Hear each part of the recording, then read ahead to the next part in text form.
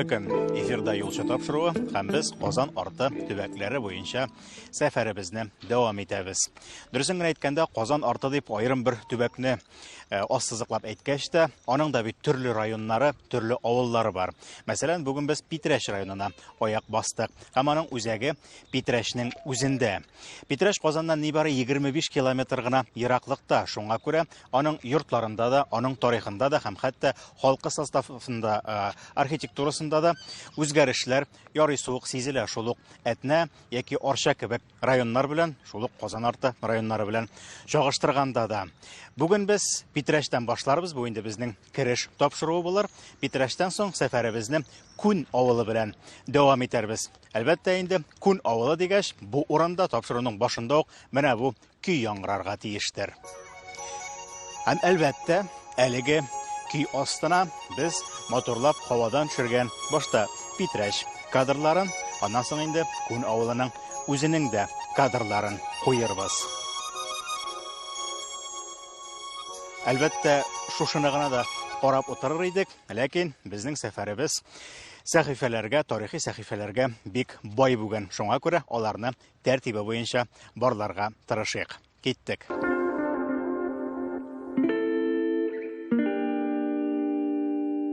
Наиболее древние села нашего района – это село Черемышево, называлось оно Черемисово в то время, и Елагино, Елань.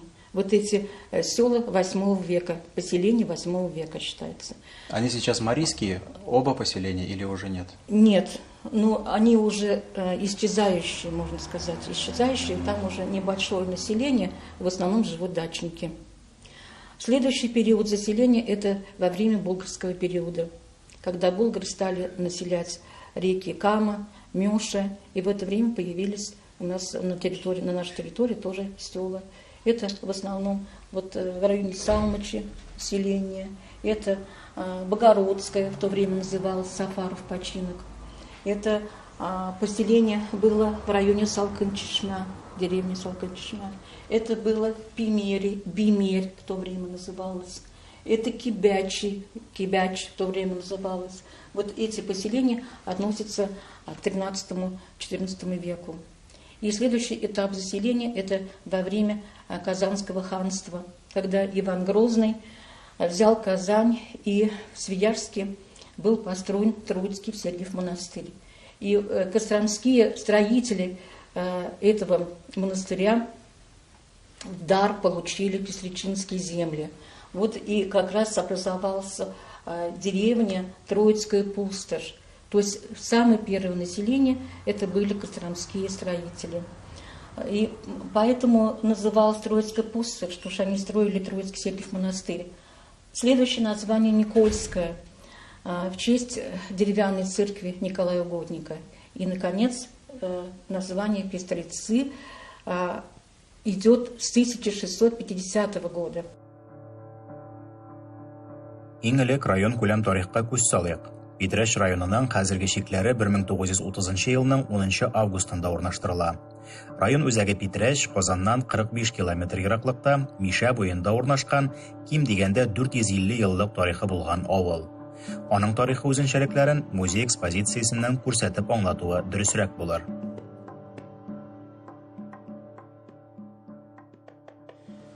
Күрмәгәнне күрәсе килә дигәндәй, шушы базарларда саны белән ит үлчи торган, капчыклар үлчи торган зур бизмәнне җайлы гына күтәреп күрсәтеп сезгә төшермен дигән идем.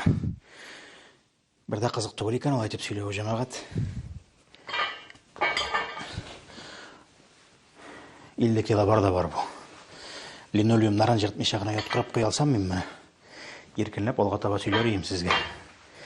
Мондый бизмәнне бер кая да күргән юк, шуңа күрә күтәреп карый-карый сөйлисе килә башлады. Базар булганга бер ишарә инде бу. Һәм ул базарда сату күләмен үзегез чамалагыз инде. Шушаның кадәр бизмән белән үлчәрлек товарлары белән эш иткәч. Күрмәгән әйберләрнең тагын берсе ул менә шушындый янгын сөндерүчеләр кулланган насос. Менә чамалыйсыз инде.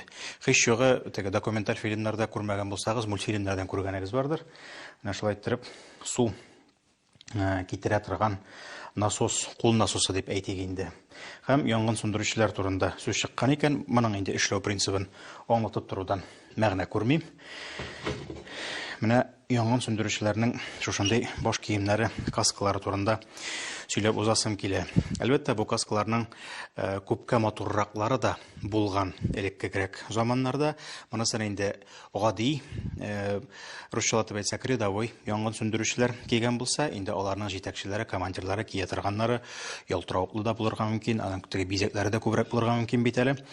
Ялтыравыклы металлдан эшләнгән, бу инде гади кара металлдан эшләнгән, ләкин моның инде моторлыгына караганда ни өчен шушындый икәнлеге дә кызык бит әле. Мондый формадагы каскалар бит хәзер алар юк. Хәзерге янгын сүндерүчеләрне игътибар белән күзәткән булсагыз.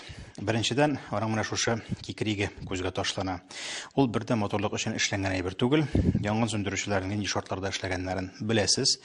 Шуңа күрә инде янып торган бинада алай-булай өстән нәрсә дә булса ишелә башласа, гадәттә бит инде ул түшәм була, токтадыр, бүрәнәдер, шуның шикелле.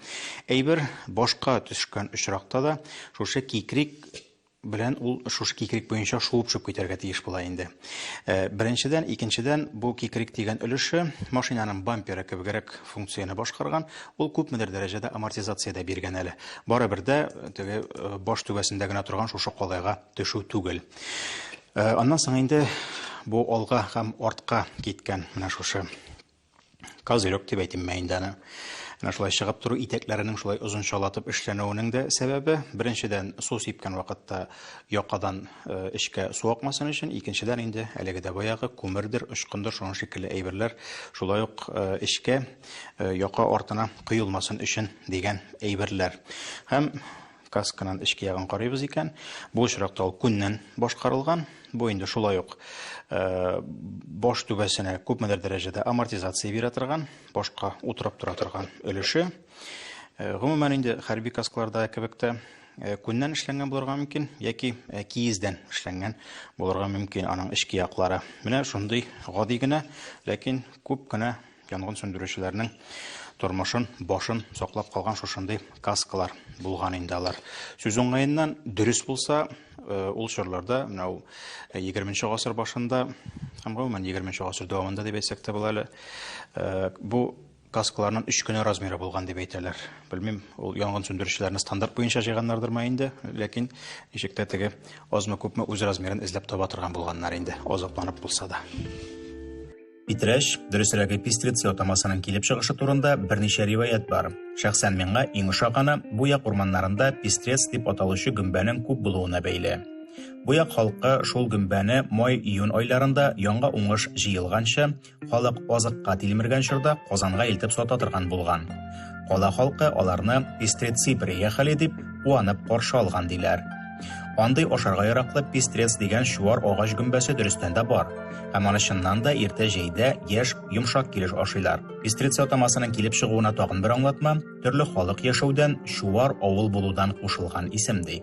У нас вообще в Пестрецах проживает 54% татарского населения, сюда относятся кряшины, татары, 44% русского населения и 2% остальных населения. А вообще в настоящее время 35 разных национальностей у нас проживает.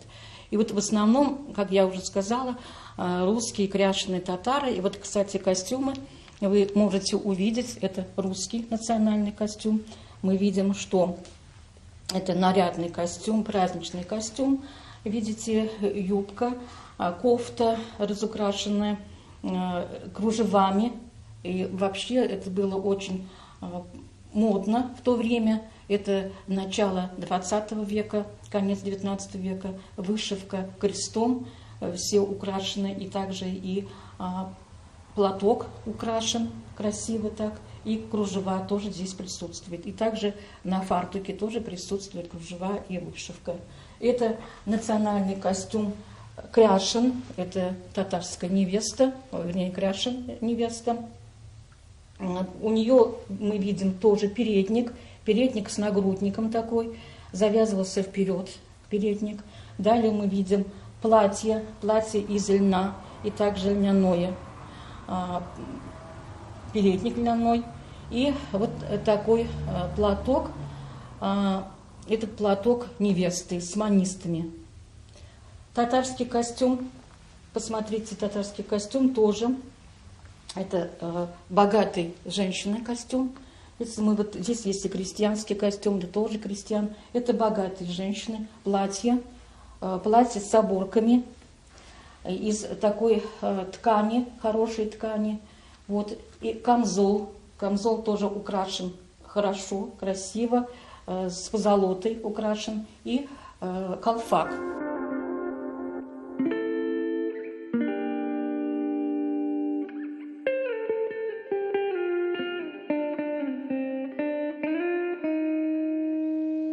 Шулай, жәмәгать. Шәһәргә терәлеп торган бистәдә тиз генә авыл капкасы, татар капкасы табармын димә инде. Кем белә, бәлкем без начаррак эзләгәнбездер, ләкин шундый бик матур бер капканы Питрәшнең Сабан туе мәйданында эзләп таптык әле. Бу инде әлбәттә уенын шынын бергә кушып сөйләшү, чөнки Питрәштә, аның үзендә дә, Питрәш районында да татар эзләре, татар тарихының тамырлары бик тирәндә ята. Казан ханлыгы чорыннан ук биредә морзаларга, кенәзләргә җирләр бүлеп бирелгән һәм бүгенге көндә дә күпчелек татар авылларының дип әйтик инде исемнәре шул кенәзләрнең һәм морзаларның исемнәрен йөртә. Аларны инде бераз гына тарихны шамалаган кеше ишетүгә үк шәйләп алырга мөмкин. Казан яулап алынганнан соң җирнең хуҗалары бераз инде үзгәрә башлый. Зур-зур территорияләр шул исәптән монастырь кулларына да тапшырыла. Ләкин бу очракта ниндидер менә татарлар яшәгәндә руслар килеп кергән дип сөйләү дөрес булмас иде. Чөнки гади халыкның тормышы нәрсә дисәң дә бик җиңелдән булмаган инде. Татар мавыл, урыс мавыл, чуаш мавыл, мари мавыл дигәндәй. Чагыштыру өчен генә әйтәм, менә хәзерге көндә Питрәш районының территориясен алабыз икән, менә шушы шикләрдә генә дә 41 алпавыт теркәлгән булган. Һәм ул 41 алпавытның кулында якынча 24 мең гектар җир исәпләнгән. Инде шул алпавытлардан калган җирне шушындагы булган крестьяннарга бүлеп бирәсең икән, һәрбер крестьян хуҗалыгына нибары 5 кенә гектар җир туры килгән. Бу инде бүгенге көн күзлегеннән караганда да бик аз җир санала, ә инде ул вакытта элеккерәк чорларда бөтен ризыгын, азыгын шул җирдән булган вакытта бу инде бөтенләй дә юк дигән сүз. Алайда Питрәш халкы, бу җирлек халкы яшәгән, тырышкан, авыл хуҗалыгын ташламаган һәм бүгенге көндә дә Питрәш районы шул исәптән авыл хуҗалыгы районы булып та санала һәм бу хакта аның гербы кычкырып тора.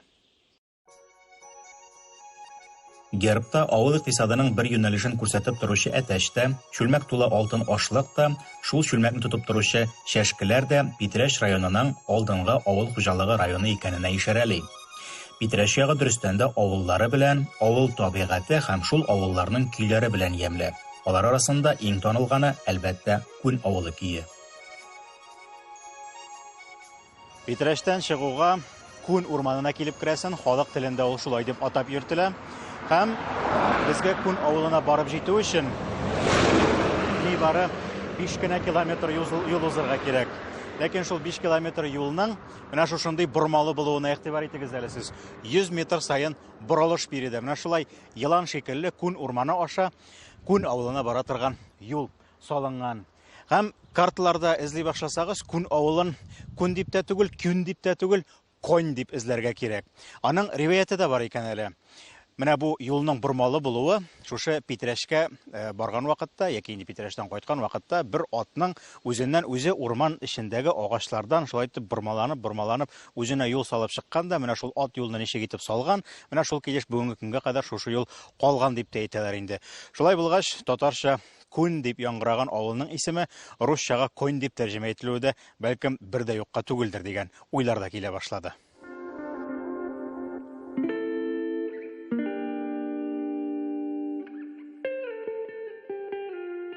Авылыбызның урнашкан урыны югары очта булган. Чөнки Мишә елгасы авыл кырыеннан аккан. Ә хәзерге вакытта Мишә елгасы урынын үзгәрткән. Ул авылдан 4 чакрым ераклыкта ага. Күн атамасы нәрсәне аңлата соң? Бу турыда бик күп төрле риваятлар бар. Күн, көн, кояш сүзләре яктылык мәгънәсендә. Архун язмаларында бу турыда шулай әйтелә. Шулай ук төрле риваятлар буенча безнең Күн авылыбызда күн эшкәртү осталары булган дигән мөнәсәбәткә дә карала. Күндәм халык, авылыбызда күндәм халык булган дигән фикерләр дә яңгырый. Гомәр Саттаров күн атамасын хун этнонимына бәйләп аңлатырга тырыша. Без дә бу фикергә каршы килмибез. Күн атамасы турында тарихи чыганакларда бик күп белешмәләр бирелде. 18-нче йөздә Корсаков җыеп туплаган белешмәдә Шишмә буендагы авылда 110 татар яшәгән дигән җөмлә бар. Ә инде соңрак 1859 елда тупланган Артемьев белешмәсендә күндә 140 хуҗалык булган, анда 424 ир-ат, 451 хатын-кыз булган дигән хәбәр бирелә. Авылның һөнәрчеләре күн эшләре белән шөгыльләнгәнгә күрә шундый исем кушылган дигән фаразны да нигезсез дип әйтеп булмый. Район гербының үзәгендә торган Шүлмәк бу якларда электән һөнәрле халык яшәгәнен ассызыклый. Күнгә кагылышлы архивларда ул турыда язылмый язылуын, әмма авылның көе дә 20нче гасырга кадәр бер каяда язылмаган була бит. Хәер, кадрлары бик матур булса да, күн авылы көен интернеттан инде йөзләрчә мәртәбә тыңлаганыгыз, ишеткәнегез бардыр. Шуңа күрә аны нәкъ менә күн авылы гармунчысыннан уйнатып карамасак, безнең тапшыруны эфирга да чыгарып торасы юктыр дип саныйбыз без. Күн авылы көе ул бөтен татар дөньясына таралган бик билгеле көй булса да, аның кайдан килеп чыкканы, ничек итеп язылганы, кем отып алганы турында мәгълүматны белүчеләр юктыр да әле. Безгә моны Рәшид апа сөйләде, форсаттан файдаланып аңа күп итеп сәлам җиткерәбез. Аягы имгәнмәгән булса, бүген безнең белән шушында йөрисе кеше иде ул, менә күрәчәктер инде. Нихәл итик. Рәшид апа сүзләренә караганда 1950 елда Күн авылына ТССРның халык артисты Габдулла Тукай исемендәге дәүләт премиясе лауреаты композитор Захид Хәбибуллин килә. Һәм ул шушы авылда бер гармончы егет уйнаган шушы авыл көен, Күн авылы көен отып ала һәм аны ноталарга сала. Шулай итеп 50нче еллардан башлап Күн авылы көенең татар дөньясы буйлап шундый зур сәфәре аның танылуы башланып китә. Ә инде көенең бик борынгы булуына күрә аның тәгаен генә менә шушы Күн авылы көе, Күн авылы җыры дип җырлана торган сүзләр юк, гәрчә җыр китапларына аның кайбер куплетлары кертелсә дә, инде кайберләрен без бүген шушында мәдәният йортында да ишетеп китәрбез. Ләкин башта көеннән башлыйк.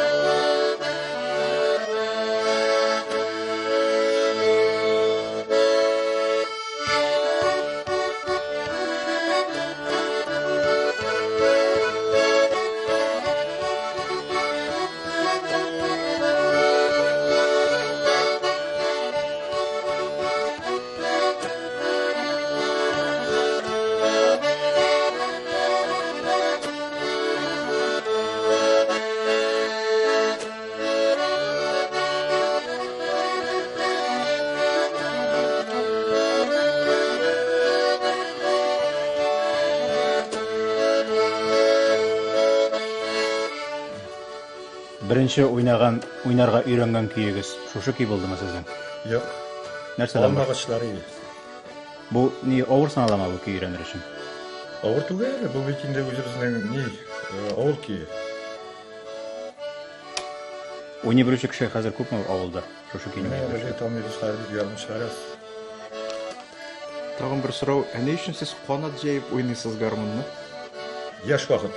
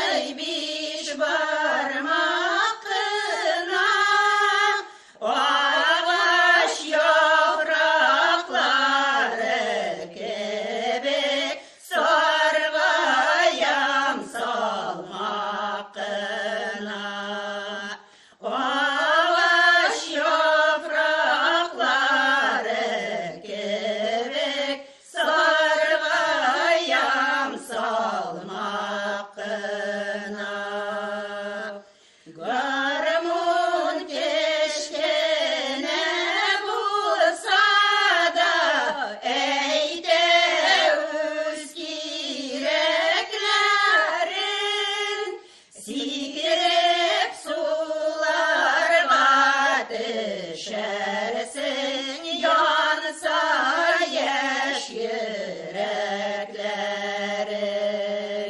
siyirip sularına düşersin yansa yaş yüreklerin.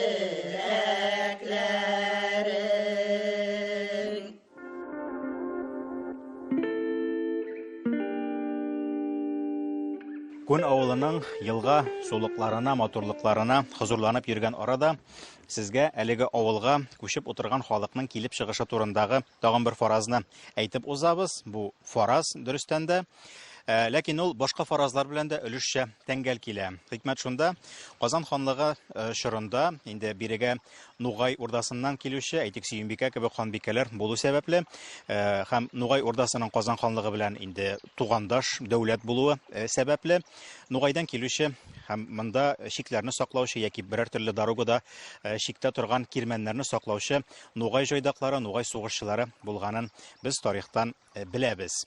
Һәм менә шундый сакчыларның, сугышчыларның әле башка ханлыкларга ялланып сугышканнары турында һәм аларның хәрби яктан дөрестән дә бик алга киткән һәм батыр сугышчылар булганы турында билгеле.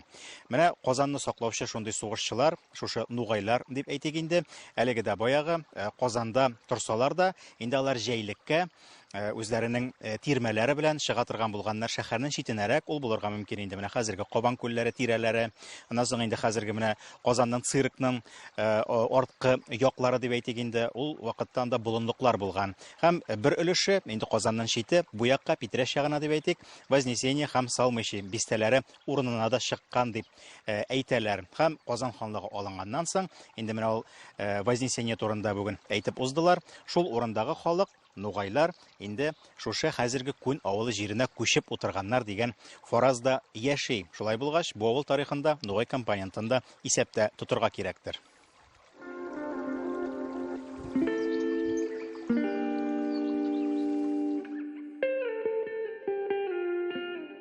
Күн авылында элек 2 мәхәллә булган, 2 мәдрәсә булган. Югары эш мәхәлләсендә Фатих мулла, түбән эштә инде Кадир Гыйсмәти булган. Кадир Гыйсмәти бик белемле, акыллы, төпле фикерле, чын дин әһеле булган.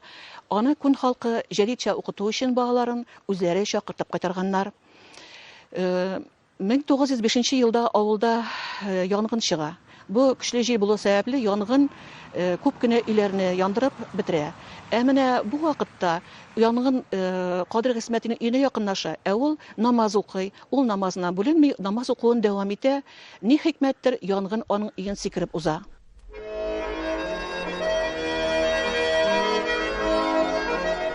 Әйткәнемчә, Питрәшнең тарихы Казан артының башка төбәкләреннән нык аерылып тора. Казан якын булганга күрә, 16 гасыр ахырыннан ук аның бүтән төрле юнәлештә үскәне сизелә. Ләкин 20 гасыр башында нәкъ менә Питрәш усталарының беренчеләрдән булып татар орнаменты төшерелгән керамик савыт-саба җитештереп, бөтен Рәсәйгә танылулары бу як тарихының асылына иң күркәм шәрехнамә минемчә.